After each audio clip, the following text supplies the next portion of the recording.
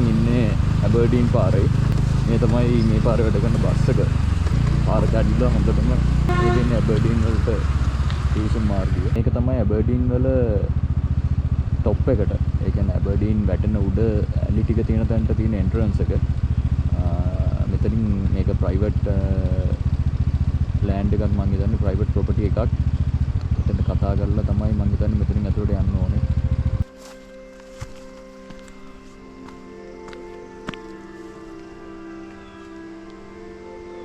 මාරම වීව් එකක් තමයි guys මෙතනට දෙන්නේ.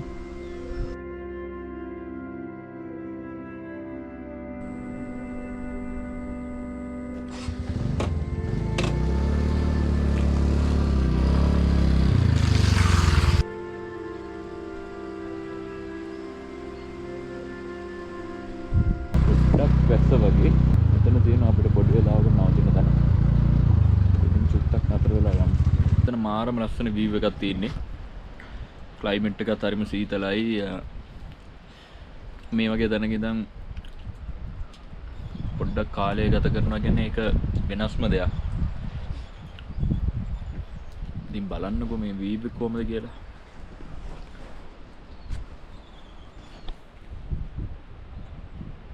අර ඈතින් වහිනවා.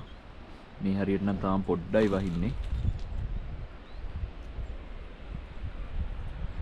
මේක තමයි මගේ ඇහැට දැන්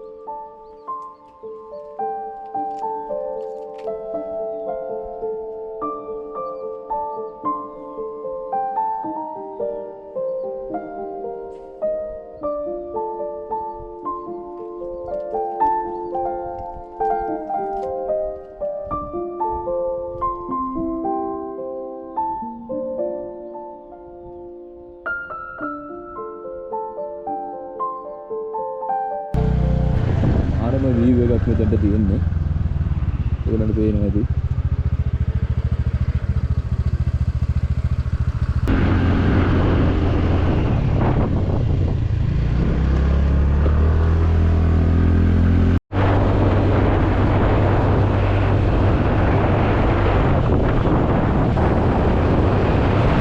නෝඩ් view point එක.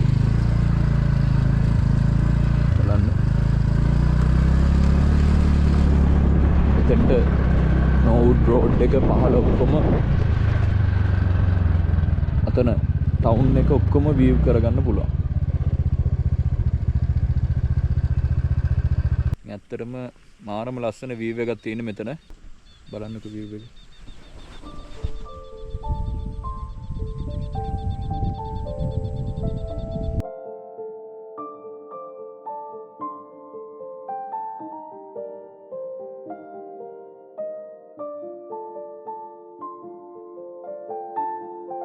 මාර ලස්සන වීව් එකක් තියෙන මෙතනට. ඔයගොල්ලන්ට පේනවා ඇති අර ඈතින් පේන කඳුපන්තිය. හිතා ගන්නවත් බෑ ඇත්තට මේක ලංකාවද කියලා. අපි ජීවිතේ ස්ට්‍රෙස් වෙලා මිරිකිලා මදාම ඉන්නවනේ. ජීවිතේට මේ වගේ එක දවසක් හරි ඕනේ. ඇත්තටම ලංකාව කියන්නේ පුදුම රටක් නෙවෙයි.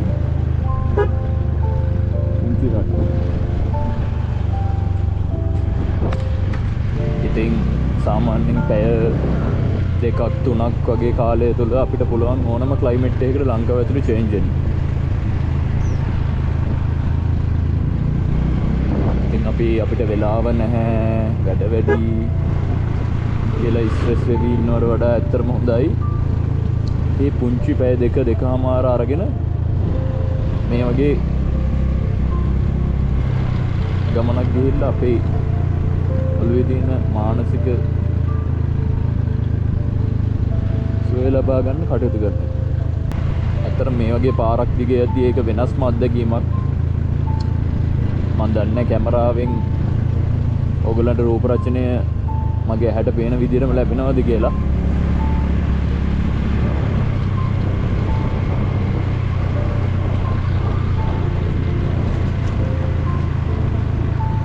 ජීවිතය කියන්නේ කොටි කාලයකට අපි ඇවිල්ලා තියෙනවා. පේනවද අතන තියෙන වීව් එක? හිතා ගන්නවත් බැහැ.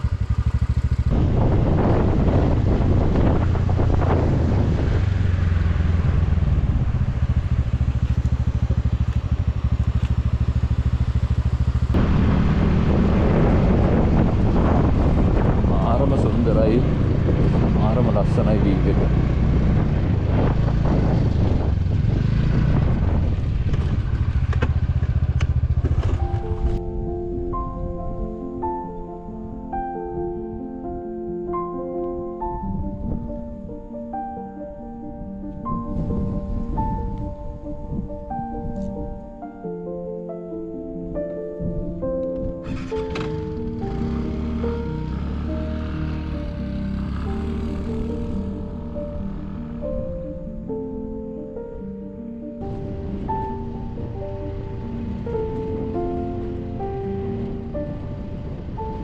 මම දැන් දියවැලට යන පාරේ ඉන්නේ.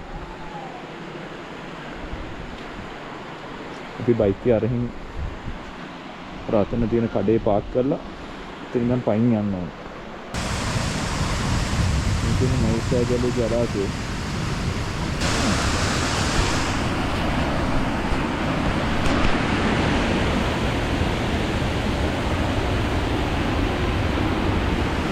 හරිම පරිස්සමෙන් යන්න ඕන ගමන.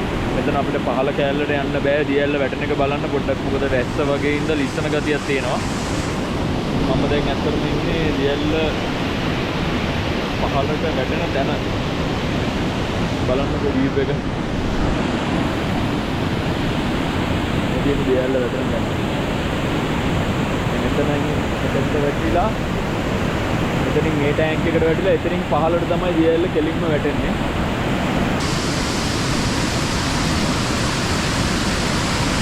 පහළට තමයි දියවැල් අදින වැටෙන්නේ.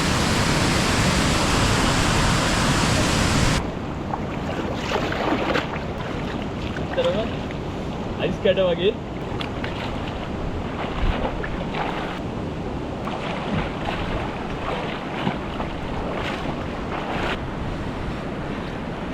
අතෝ ටිකක් නා ගන්නවා කියන්නේ ඒක වෙනම ෆීලින් එකක්.